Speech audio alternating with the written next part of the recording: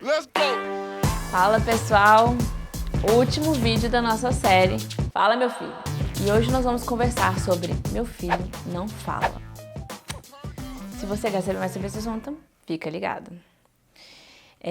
Tem algumas coisas que podem estar envolvidas na criança que não fala, né? Eu queria começar falando sobre questões psicológicas, né? Tem crianças que elas sabem falar, elas têm condições de falar, mas em certos ambientes específicos elas se recusam a falar. Então tem criança que fala em casa, mas na escola não fala nada. Qualquer outro ambiente fora de, que não seja conversando com o pai ou com a mãe ou com os irmãos em casa, ela não fala, tá? E se isso tá no início ainda, tem 2 anos e meio ali, pode ser uma timidez, pode ser alguma coisa assim, mas se isso se perpetua, pode virar o que a gente chama de mutismo seletivo, que é a criança que não fala em outros ambientes. Ela fala por que seletivo? Porque ela fala em alguns ambientes e em outros não, tá? Ela sabe falar, ela tem condições de falar, ela apresenta comportamentos que ficam até estranhos. As pessoas vêm falar com ela, ela fica assim, não consegue olhar, às vezes é até confundido com autismo, porque ela tem essa dificuldade, é uma ansiedade social. Então, o tratamento pode ser feito por fono, mas é muito legal envolver ou que seja feito por uma psicóloga, porque como é uma ansiedade social e não necessariamente uma questão de fala, a fono sim pode contribuir, né, com questões para facilitar a fala, exercícios e práticas que vão, lúdicas, né, que vão ajudar a criança a se soltar um pouco, mas é uma questão mais psicológica, tá? Então, esse é um dos motivos pelo qual a criança não fala. Outros motivos, a criança tem um problema de linguagem, tá? Ela não entende linguagem, ela tá ouvindo o que as pessoas falam, mas ela tem essa dificuldade naturalmente de associar as coisas. E isso ao extremo pode ser o que a gente chama de um TDL, né? Que é um transtorno do desenvolvimento da linguagem, tá? A gente sabe que 7% das crianças tem algum grau de TDL, então assim, não é incomum. Eles falam até 2 crianças por sala de aula. Se você botar que tem uma sala de 35 alunos, 2 vão ter muita dificuldade, né? Ou até um transtorno relacionado à linguagem. E essa criança, você vai perceber que ela não entende muito o que está acontecendo, ela não segue muito bem as ordens, né? Já a criança que tem só um problema de fala, a gente desconfia mais de uma apraxia, uma questão na praxis, né? Então, às vezes é uma criança que entende tudo e que é um ninja para conseguir o que ele quer, porque é muito mais fácil para ele pegar uma cadeira, colocar em cima da mesa, subir e pegar no armário do que falar biscoito, sabe? Então, assim, ele vira um ninja. Então, essas crianças que têm dificuldade de fala, mas que não têm problema de comunicação, a gente tem que investigar muito bem essa parte motora.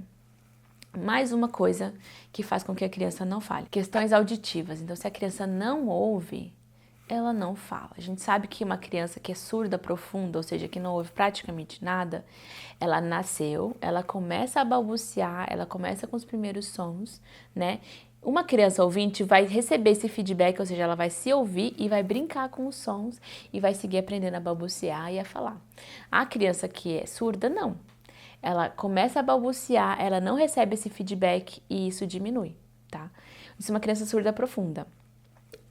Entre o surdo profundo e o ouvinte normal, existe aqui um gradiente enorme de crianças que não ouvem 100%, mas que ouvem alguma coisa.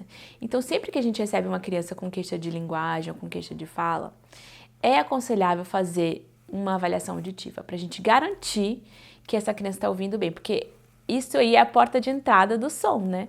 Se a criança não está ouvindo, como que ela vai aprender a falar, né? Ela precisa estar ouvindo perfeitamente para ela conseguir aprender a falar. A gente sabe que os fonemas, eles são distribuídos por frequência, por intensidade. Se a criança está perdendo alguns fonemas e algumas frequências, isso torna tudo mais difícil para ela, tá? Então, essa é uma outra questão que a gente tem que ver se a criança não está falando.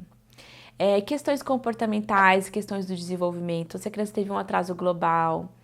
Também, se a criança teve outros fatores de risco agora, se ela foi prematura, se ela é gemelar, mais coisa aqui, ó, alergias alimentares, transtornos alimentares, tudo isso vai afetar na fala. Então, se ela tem algum desses fatores de risco, meu conselho para você é buscar um fonoaudiólogo o quanto antes, porque a gente consegue atuar no começo do problema, né? É como se você imagina um avião, que ele está saindo daqui e quer chegar aqui. mas ele tá desviando, ele tá vindo pra cá. Se você corrige no início, você só precisa corrigir isso aqui, ó, dá uns 3 centímetros. Mas se o avião tá lá longe, e era pra ele estar lá longe, quer dizer, você vai ter que fazer uma curva enorme, né? Vai ter que pegar aquela criança e fazer um turnaround dela enorme. Então, essa é uma dificuldade muito maior do que se a gente consegue agir no início, tá bom?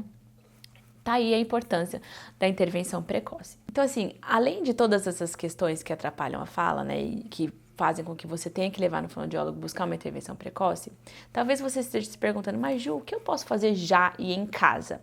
E eu tenho uma resposta para isso, tá bom? Eu vou colocar aqui em cima vídeos que estimulam a fala, por faixa etária. Então, eu vou colocar um link de uma playlist que eu tenho, que é Turbinando a Fala por faixa etária. Então, se a criança tem de 0 a 3 meses, de 3 a 6, verdade, começa desde bebê, de 6 a 12, de 12 a 18, de 18 a 24, de 2 a 3 anos, de 3 anos a 4 anos, tem vídeo pra todo mundo nessa série, tá bom? Então você entra nessa série, vê que nível que seu filho tá, porque às vezes ele tem 3 anos, mas ele tá tendo uma fala, né, um outcome de 2 anos, e você vai lá no de 2, então, você vai indo pra trás, se ele não tá nesse nível ainda.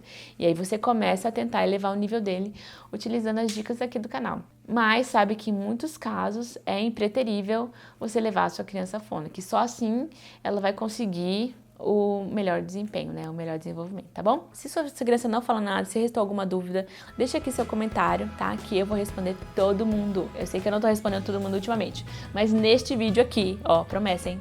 Eu vou responder todo mundo, tá bom? Vejo vocês na próxima. Beijos!